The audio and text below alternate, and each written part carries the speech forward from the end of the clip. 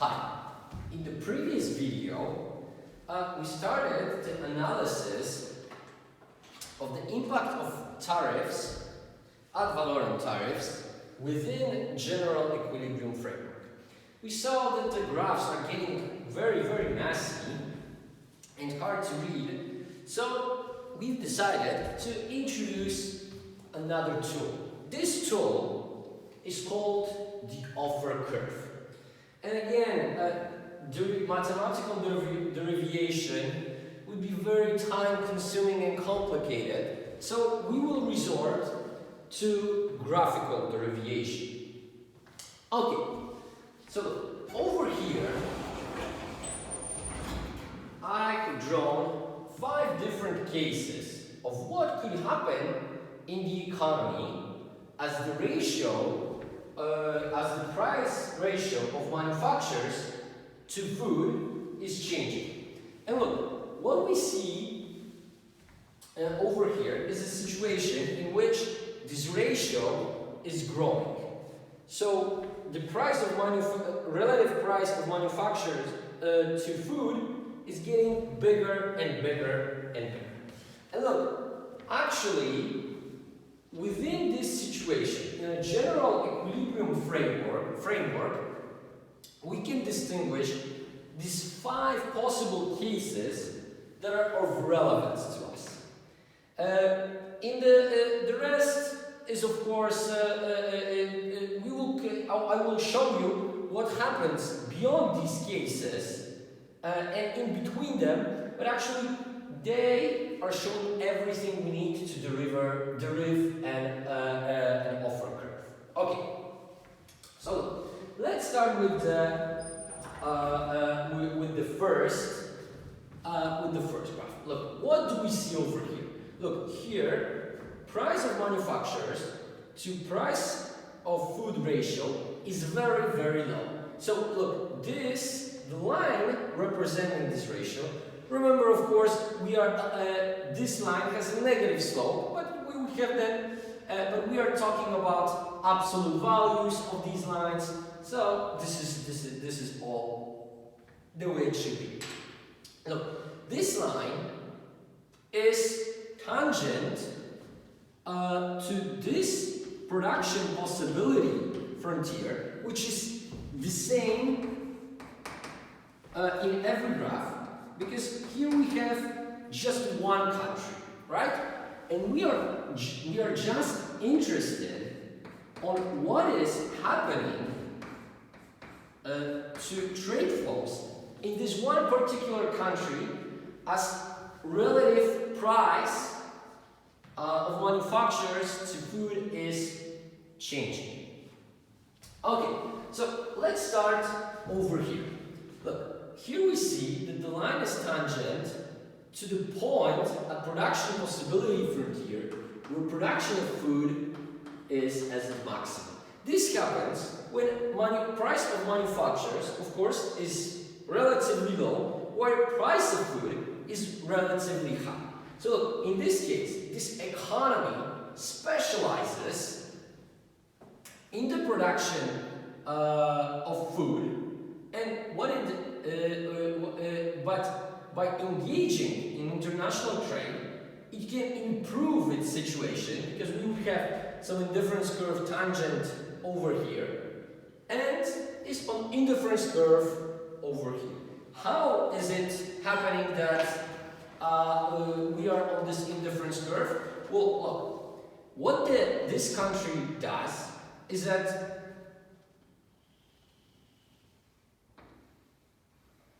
it exports food, right? Because this is the food it produces. Here we have the food it consumes, and in exchange, the economy is importing manufacturers.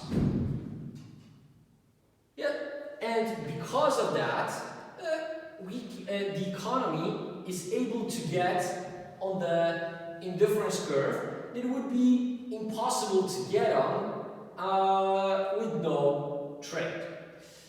Okay, but So we see that in the first graph, the economy is importing a lot of manufacturers and exporting a lot of food, a little food. Why just a little? Because price of food is relatively big, so we can exchange it for a lot of manufacturers. Okay, but now what happens as relative price of manufacturers starts to increase? Well, the line is becoming steeper, right? And now we are ending up at a different indifference curve. And look, what happens in this economy is that this economy no longer produces food alone. It starts to produce manufacturers as well, right? But still, it's trading with other countries, and we can see that because this is our consumption point, that the country produces this much food, but consumes only this much. So here we still have export of food, and in exchange, we are getting imports of manufacturers. Okay, now then the price or relative price of manufacturers is increasing even further. And look, what we see over here is the situation in which price of manufacturers, relative price of manufacturers to food, reached such a level that the production point and consumption point are the same point. So look, in this case, we have a situation of autarky. We have no trade whatsoever. It is unnecessary because if we can exchange those, goods within these terms of trade, it is unnecessary because we can just produce all of it at home. So look, in other words, we could say that here we would have price of manufacturers to price of food ratio that is characteristic for autarky. Okay, but then we are seeing the price of manufacturers relative price of manufacturer is going up even further. So what is happening now? Look, in this situation, the line is becoming even more steep. And look, we are ending up on this production point. But within this production point, we see that the line is tangent to the indifference curve that gives us this consumption point. So actually, something has changed. And something has changed by quite a lot. Because look, now this is our production of food. Well, this is our consumption of food. So it means that food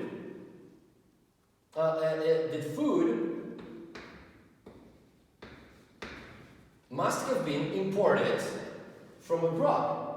And what did we exchange for this food? Well, we see that this is the amount of manufacturers we are producing, but this is the amount of manufacturers we are consuming. So, this must be the export of manufacturing.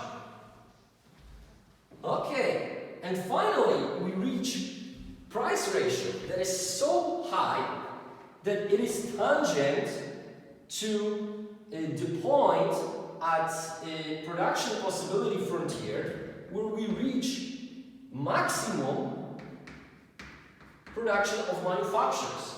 So what we see over here now, we are importing from abroad a lot of food, and we exchange it for manufacturers. Okay, and look, through this exercise, we were able to actually see how the production in the economy, as well as imports and exports, are evolving as price of manufacturers to price of food ratio is increasing. Okay, so look, let's just say that we put this whole thing on one axis. So look, we've got an axis that is very, very long, and here, this axis simply measures the ratio of price of manufacturers to price of food. We can even say it goes from negative infinity to infinity, but we know that those extreme cases are not something we would see in reality, but it serves to show a certain point. And look, clearly I can divide this into 5 different areas. But one of these areas is very specific, because this is only going to be a point. Okay, so let me do it. Let's just say that here we have what happens from negative infinity until the point where we have exactly the price ratio PM to PF 1. Including this point.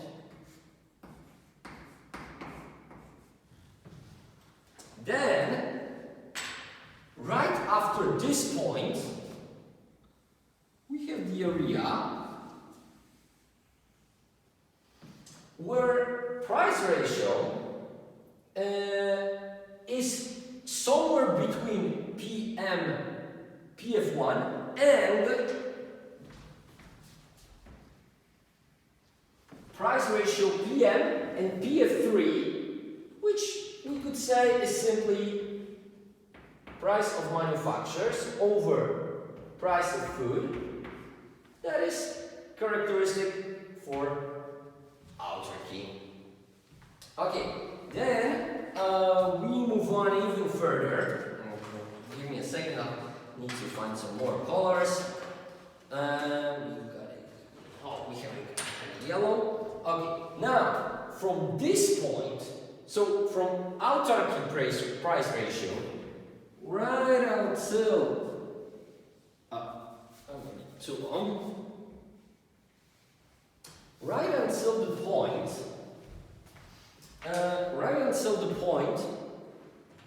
where price reaches PM over PF.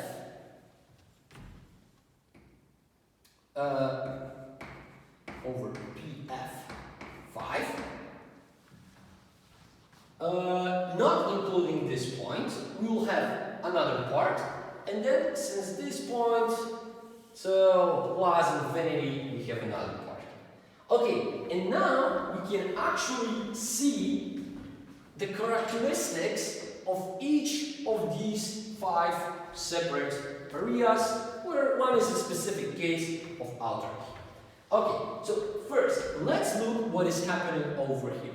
Look, with this price, with very low price of manufacturers to price of food ratio, we see that production of food is equal to maximal production the economy is able to sustain. On the other hand, we see that the production of manufacturers, in this case, is equal to 0. But of course, the economy wants to consume manufacturers, so what is happening? Import of manufacturers is positive, and exports of food is positive, right? Because we are importing manufacturers in exchange for food. Okay, but then once we go beyond this price ratio, what's going to happen next? Well, now we see that we are no longer have production of food that is at maximum, but it's definitely positive.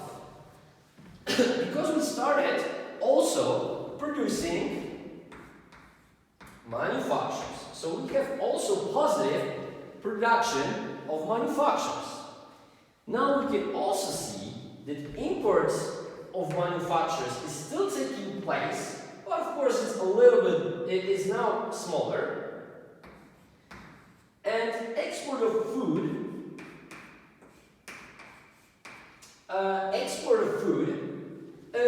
is also positive because we are exchanging food for manufacturers.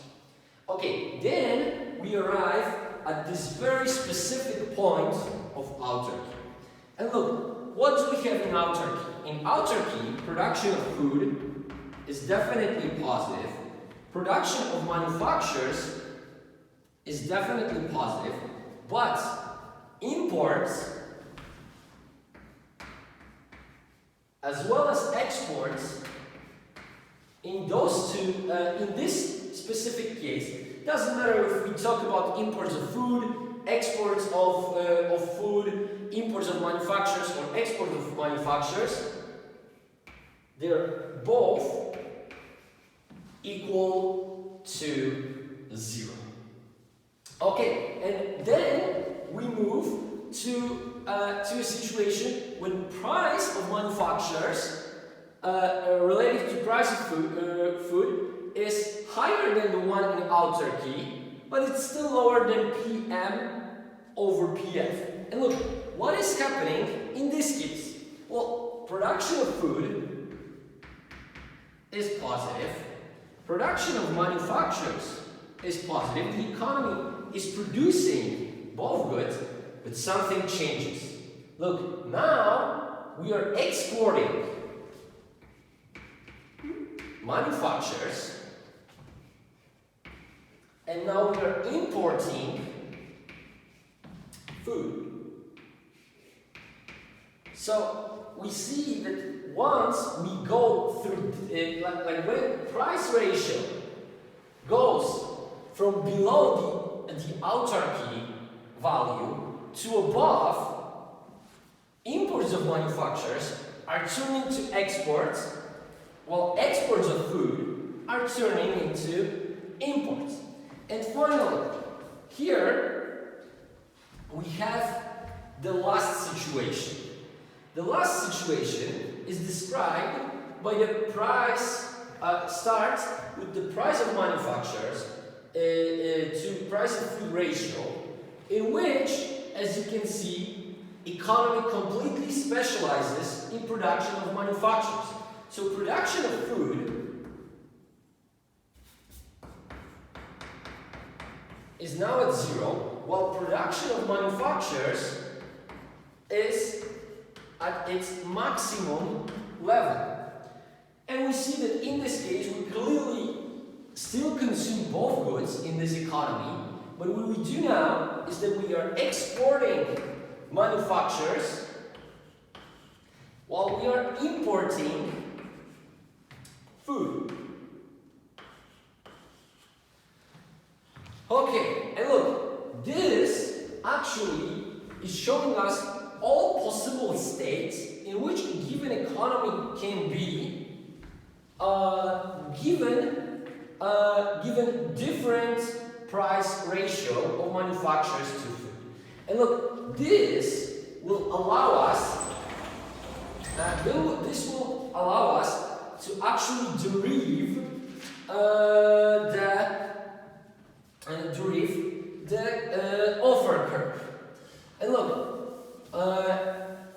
because we are not able to do this mathematically here, the curvature of the line is something that you need to trust me on. Of course, you will realize that the general shape that I'm going to show you makes perfect sense simply by looking at the 5 possible cases that we've got over here. But of course, the curvature depends on preferences, so taste of the customers, and on capital and the capital intensity in production of manufactures and production of food. So it would be really hard, really hard to derive it without mathematics, even if possible. Okay, now let me show you the situation on the graph. Okay, I'm gonna do it in a little strange way, because look, on this axis we will have exports of manufacturers. Okay, now on this axis we will have imports of manufacturers again.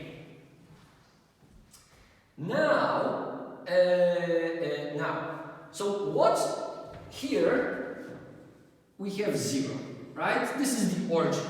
But look, if I'm going in this direction, exports of manufacturers turns negative. So in other words, if we would be going in this direction, we would be having imports of manufacturers.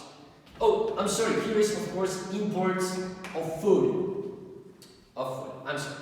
Now, if we are going downstairs over here, we would have negative imports of food, right? With negative imports of food, we would have exports of food. Okay, now drawing this line, I hope I'm gonna do it right the first time. It's not something very easy. So let me just try first, and then I'm gonna explain where does it come from. Okay, so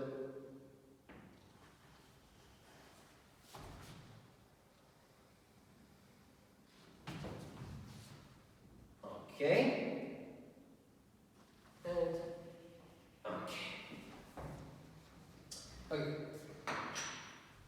What I did simply is it's like I've been taking all these prices from all these situations we've described previously, and I connect them with this curvy line, because it should be curvy.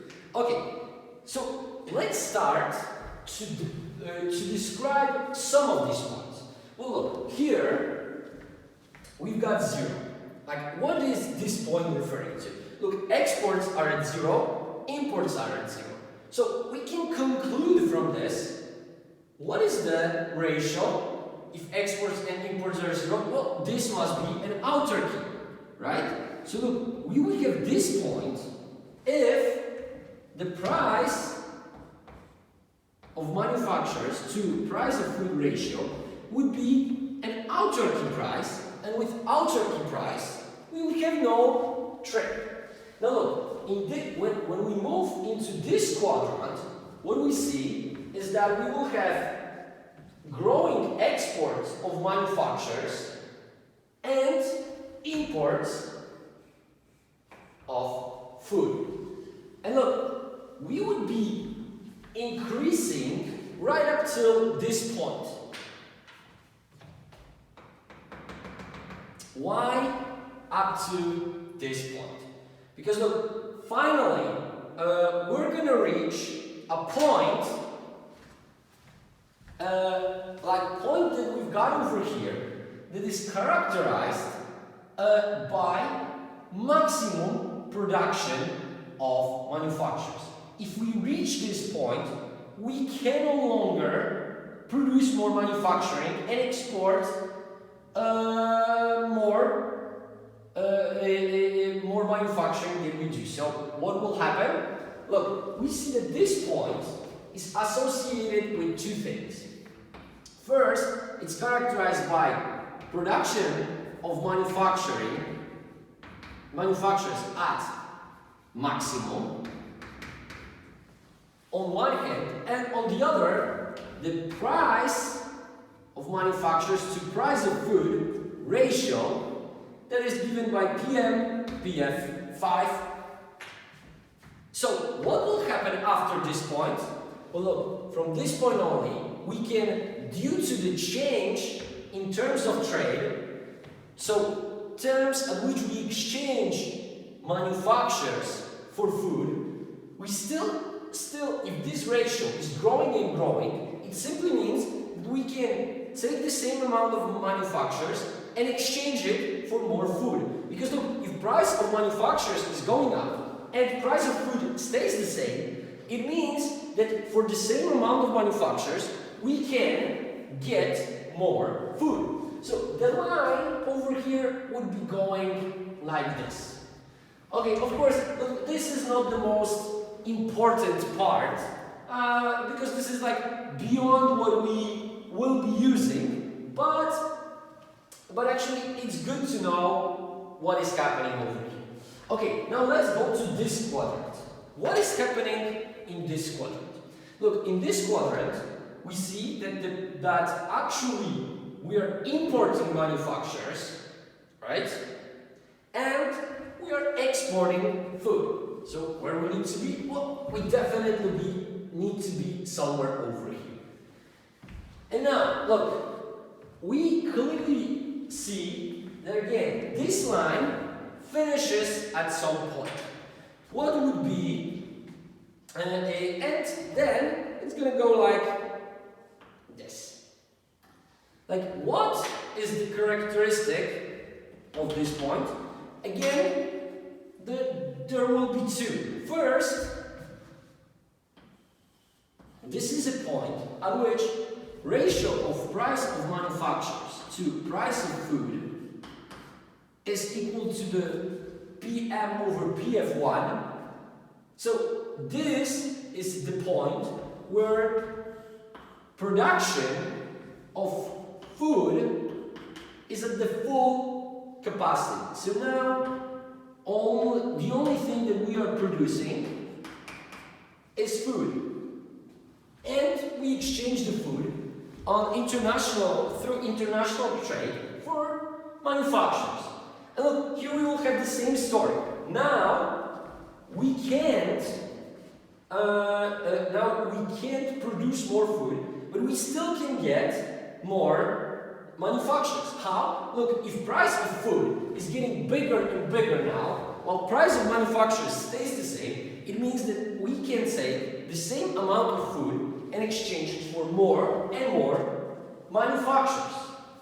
And look, the line that you see over here is called the offer curve, because it gives us all possible combinations of exports and imports, including negative exports, which are of course the imports of the other country, and negative imports, which are the exports of the other country, that can take place given tastes of the customers and technical specifications of the production process. The only variable here is the ratio of the price of manufacturers to price of food. Now, but look, on this graph, we don't have this ratio. So, can we somehow find it? Well, it is actually possible. Look, if I would have a line connecting the origin with this point, what I would get is that the slope of tangent of the slope of this line, so the slope of this line is given by this price of manufacturers to price of food ratio. So look, still, even though we do not have it anywhere on any axes, we can still read it. Okay, but look, this is not how we usually use the offer curve. Okay, because we are assuming that some country is capital abundant while the other country is labor abundant. Okay, Now let's bring the example of Austria and Belgium. So, in this case, over here, we will have exports of merchandise, of manufacturers, and here we will have imports of food.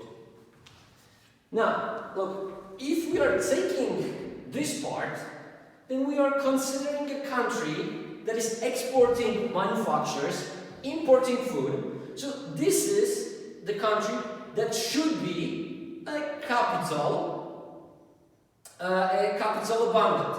In our example, this country was Austria. So now I can draw the offer curve for Austria. Okay, but now the problem is we've got just one country. What if we want to have the other country? Look, our other country was Bolivia. We were assuming that Bolivia is relatively labor abundant. So in our context, it should be importing manufacturers and exporting food. This creates the first problem for us. Why? Because this is not on what we have on this axis. But this problem can be fixed quite easily. Look, let's just say that on this axis, I'm going to be measuring exports of manufacturers of Austria. And on this axis, I'm going to be measuring imports of food,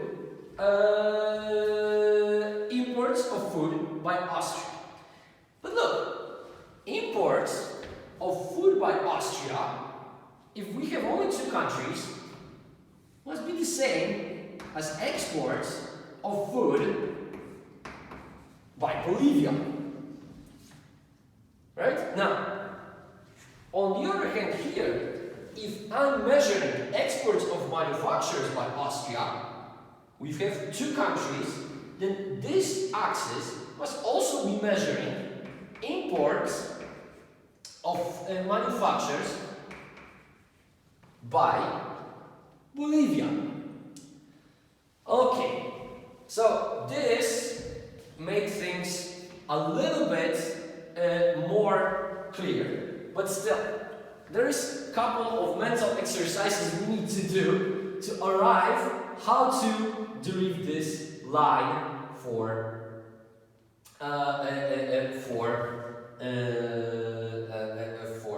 Bolivia. Okay, because look, we could say that Bolivian part would be this part, right? And look, this part over here, has exports of food and imports of manufacturers. So it looks perfect, right? We should just so we have everything correct on all the good axes, but still we have one problem: how to put it there. And look, the trick is to rotate it clockwise. Look, imagine that this is the axis for imports of manufacture, and this is axis for exports of food. And imagine that it's going like this. Until it looks like that. Look, what would happen over here? Look, this line would be rotating, and it would end up over here, but it would be looking like this. Right? So, if I want to put offer curve for Bolivia,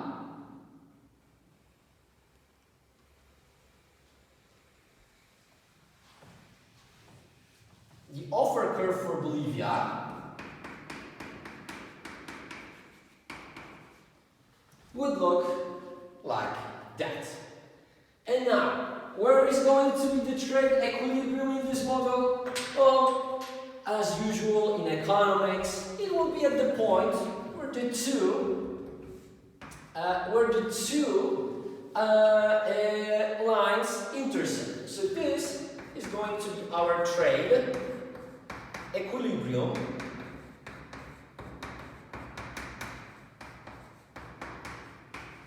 And by trade equilibrium, I mean, of course, trade without tariffs at this moment. We will introduce tariffs as a little bit later. So now, the final question you might ask over here, okay, so at which price ratio are those two countries trading? Again, not a very complicated thing to find, because it's going to be given.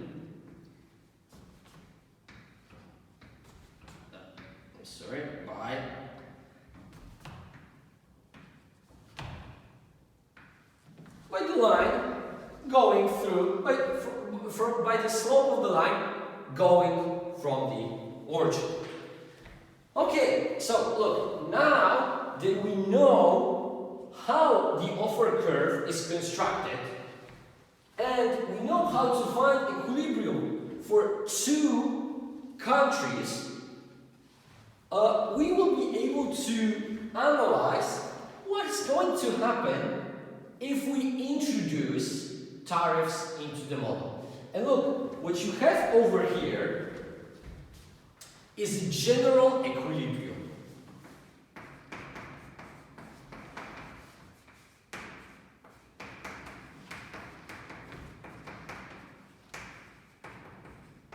Look, in those two curves, we have conveyed all the information that we had on production structure in both countries, because look, this curve represents all the information about capital intensity and labor intensity in the production process, the relative factor abundance in a country, and tastes of the customers, which are of course assumed to be the same between the two countries.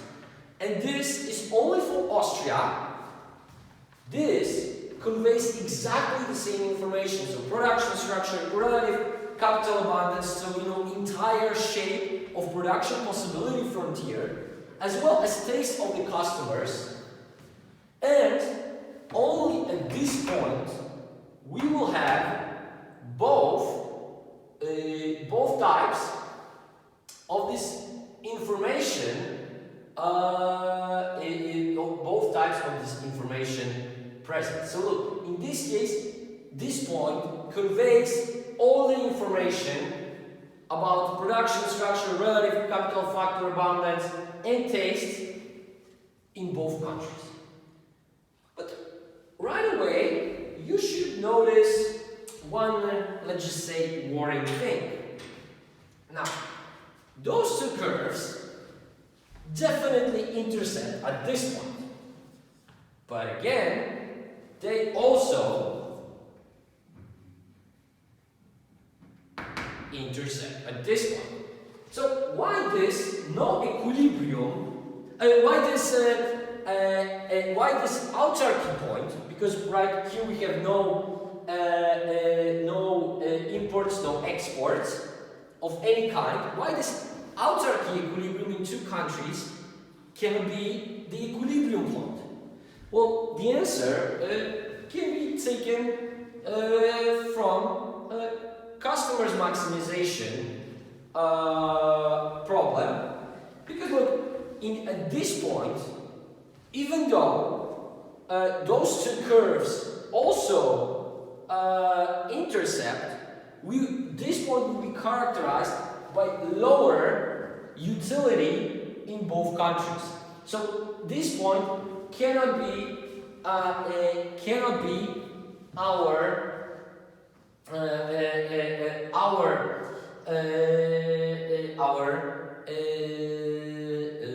equilibrium. Because look, of course, it might happen that the price of manufacturers to price of food ratio is going to be like in autarky. But look, in our model, it is rather impossible. Why? Because look, if you have some price ratio, as we said before, these price ratios can be derived from capital to labor ratios. If we are assuming that two countries will have different capital to labor ratio, then the two autarky prices for those countries will not work, and the relative price will be somewhere in between, and this guarantees to us that within this model, this point can never be an equilibrium. So, this is the only acceptable trade equilibrium because we will have from both countries this relative price of manufacturers to price of food ratio is going to be somewhere in between autarky price ratio in Bolivia and in Austria. Well, technically speaking, if we talk about price of manufacturers to food ratio, it will be somewhere between Austria. It will be somewhere in between Austria and let me just show it maybe over here, because look, price of manufacturers to price of food ratio is going to be higher in Bolivia, right? You remember this, than in Austria, right?